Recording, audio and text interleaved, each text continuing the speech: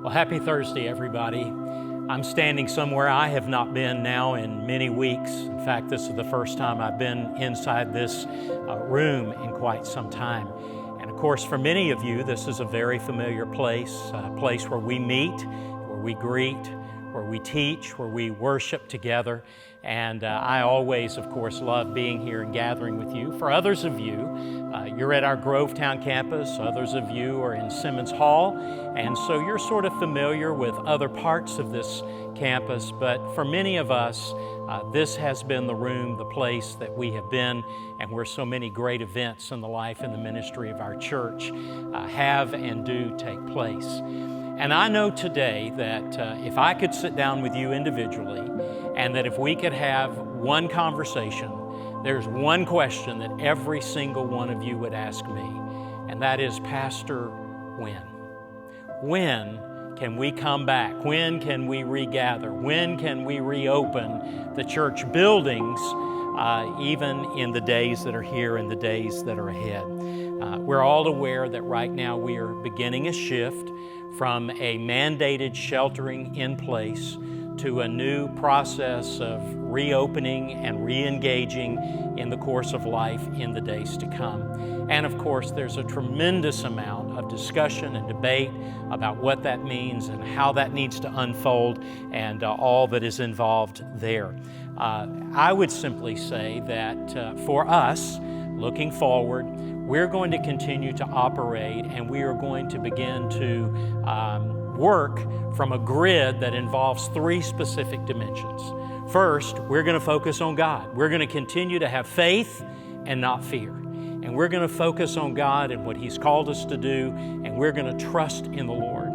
At the same time, not only are we going to have faith and not fear, we're going to continue to listen to and monitor all of the information that is being provided by our officials. And in this case, we're going to seek wise counsel and not just commentary. I know there's a lot of commentary in the news, what everybody's saying, that shifts from one day to the next, but we're going to continue to watch the numbers, the counsel that is there, and we're going to listen to that. And then ultimately, we're going to also put a tremendous amount of weight and what I would call our responsibilities, not our rights. Yes, we're going to have the right to begin to reassemble and regather, but we have a great responsibility within our flock to be sure that we are taking care of and that we are watching out for the best interest of each and every member of this flock.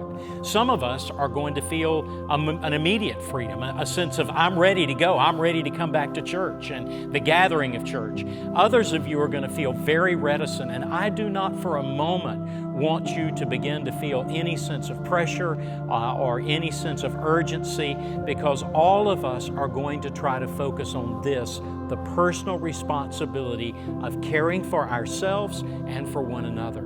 The issue right now in our nation and in our church is not what do we have a right to do, it's what do we have a responsibility to do. And I want to really encourage you to focus on personal responsibilities. If you have any form at all of any symptom, of fever, of cough, of irritation, please take every measure and every effort to try to isolate yourself, to take advantage of the testing that's available to determine whether or not you have in any form that the COVID virus, and to be sure that you do what is needed to be able to protect others, even as you need to attend to the needs that you have yourself.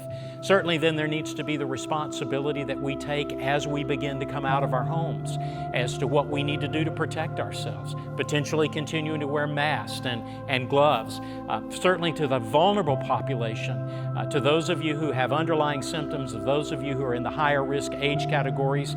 I really want to encourage you to continue to maintain every precaution that is needed, and for you to let that guide you and guard you. And we're going to be paying attention to that here in these days as well.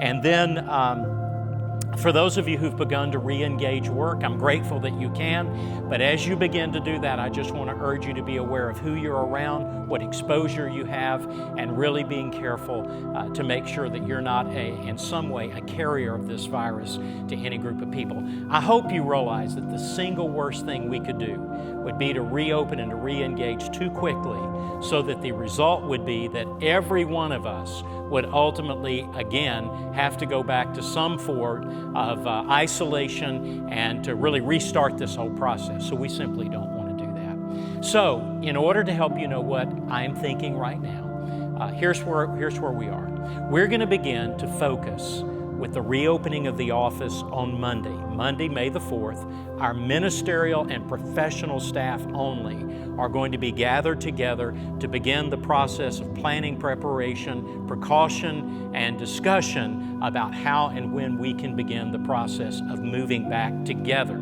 So that's going to begin to happen Monday, and really all of next week is going to be devoted to that process, that planning, and that protection that needs to be in place. Then, when we do begin to do this, we're going to move from outdoor to indoor. From outdoor to indoor. The first outdoor opportunity that really is available to everyone in our church is going to be next Thursday, May the 7th. It is the National Day of Prayer. And beginning at 9 a.m. next Thursday morning and continuing all the way until 5 p.m., we are going to have a drive-through prayer experience where you can come on the campus, pick up a prayer guide, and work through 5 stations in your car, not out in outdoor gatherings, but in your car, and have the opportunity to be back on this campus to pray for our church, to pray for our nation, to pray for one another. I hope that we'll start with prayer, and this will be the first step that we take toward coming back together and being on location on this campus.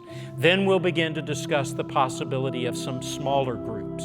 And then we will begin to discuss the possibility of even potentially some reservations and some varied services that are specific in the days to come. But we're not ready to do those things yet. We're going to begin to develop a plan that looks like this for the remainder of the months ahead. Online church, on-campus church. And online church is going to continue, and we're going to service and support and connect with you every week. And then we will begin to develop an on-campus church experience that will begin to unfold in the coming weeks. It's just premature for me to put an absolute date on it. Every day I am involved in meetings and sessions and consultation with other pastors, both in Georgia and in other communities across America. And all of us are wrestling with and grappling with how can we be responsible, and yet how can we continue to move toward a reunion and a regathering. So by the end of next week, I'm hoping that we're going to have a roadmap to reopening and reunion for our church together, and I'll look forward to communicating that with you. And then let me just say that as we are in these days, one of the things that is so very important to me for you is that I mentioned to you in advance that I need you to prepare for some adjustments and some changes in schedules of services. When we do come back together, we may not look like we did when we left the last time. We're going to need to do some things to adjust our scheduling. But from the very beginning, when I began as your pastor, I said to you, we're going to live in such a way that we are going to let our strategy determine our schedule and not our schedule determine our strategy. And so we're going to do everything that we can to develop schedules that will be best for us and allow us to meet the needs of people even as we begin to regather. And then, not only that we're going to do that, but we're also going to be in a place where we're going to have to implement a number of new procedures. How we come into the building, how we sit around the building, how we go out of the building. Whether or not, or I can tell you in advance, we're not going to be passing offering plates. That doesn't mean we're not going to take the offering, but we're just not going to be touching a lot of things together. And as I mentioned to you in the past, I don't know what it'll look like, but potentially we may even have to have some gloves, some masks, some things like that. But I do want to be careful not to come back in a way in which we, look like we're some sort of a health unit. We just want to be able to come back together and to be able to regather. So here's what I'm asking. Please pray and prepare and plan on flexibility. Can we do that, church? Can we just be ready to be flexible? All of this is happening in real time. Decisions are being made, conversations are ongoing every day, and judgment calls will be made within the best sphere of judgment and what we believe will be responsible for everyone involved. But I need you to be flexible. I love that verse that says, "Blessed are the flexible, for they rarely get bent out of shape." That's in the McKinley version, 642. Just thought you ought to know. It's not in the Bible, but that's what I hope you'll remember. That's what I hope we'll embrace. And I'm praying for and looking forward to being back with you, of course, this Lord's Day on Sunday. This week, we're going to talk about together in honor, preferring one another. And I don't know of a more important command, a reciprocal reality, than preferring one another. And that's what will be the heart, and that's what will be the focus of this week and of the weeks to come. The Lord bless you. I look forward to seeing you Sunday.